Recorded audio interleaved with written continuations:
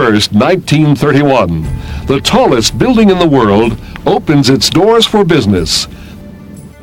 The Empire State Building stretched nearly a quarter of a mile into the air.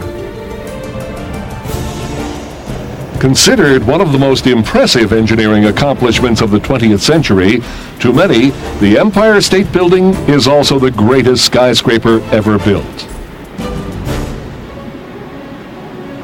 New York bustled with activity in the early 1900s. The city had become the economic capital of the country. The booming economy created more jobs and the need for more office space. But space was a valued and scarce commodity in Manhattan, so the only direction left to build was up. Advances in building technology enabled structures to soar into the sky, giving birth to the modern skyscraper.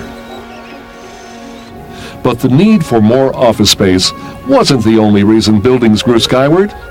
Ego played an equally important role in creating the tallest skyscrapers. The height of the building became a corporate symbol of strength and success. Skyscrapers such as the MetLife Building, the Singer Tower, and the Woolworth Building literally dwarfed their neighbors. The skyscraper came to define New York City: bold, independent, rich, and arrogant enough to flaunt it. It was in this atmosphere of economic confidence that the Empire State Building had its roots. John J. Raskob, the man behind General Motors, decided to build the tallest skyscraper in the world.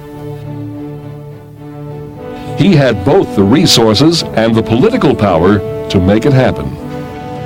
Construction began March 17, 1930. Almost everything was prefabricated off-site to expedite the construction process.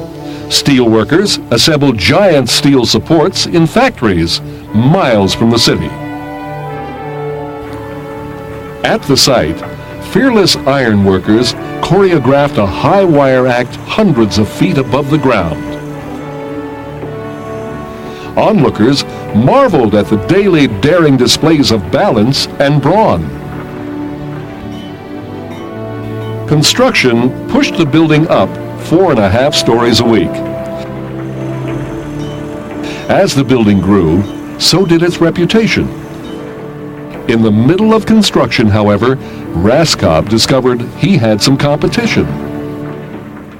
At 43rd Street and Lexington Avenue, Walter P. Chrysler was finishing the Chrysler Building, which would become the tallest building in the world, after Chrysler secretly constructed a decorative spire inside the building and raised it in the final days of construction.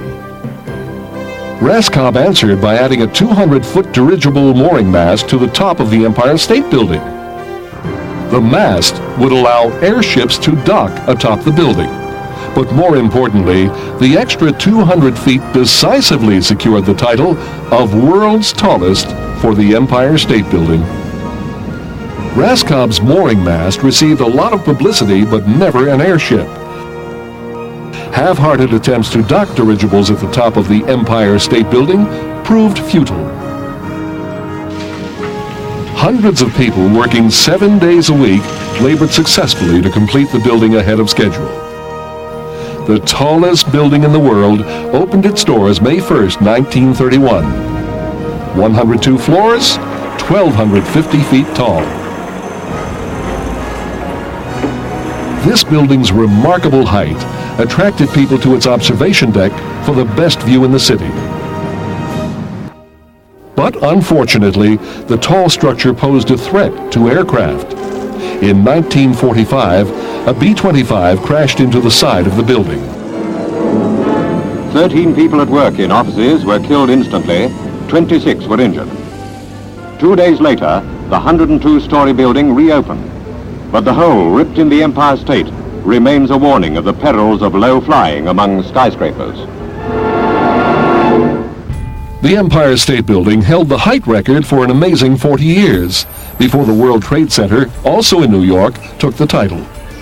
During those 40 years, architects began using different building materials. Metal and glass replaced masonry facades.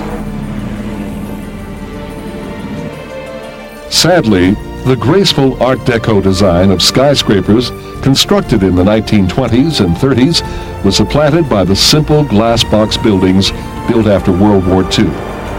The golden age of skyscraper construction was over, but today, the Empire State Building remains more than a majestic reminder of a bygone era.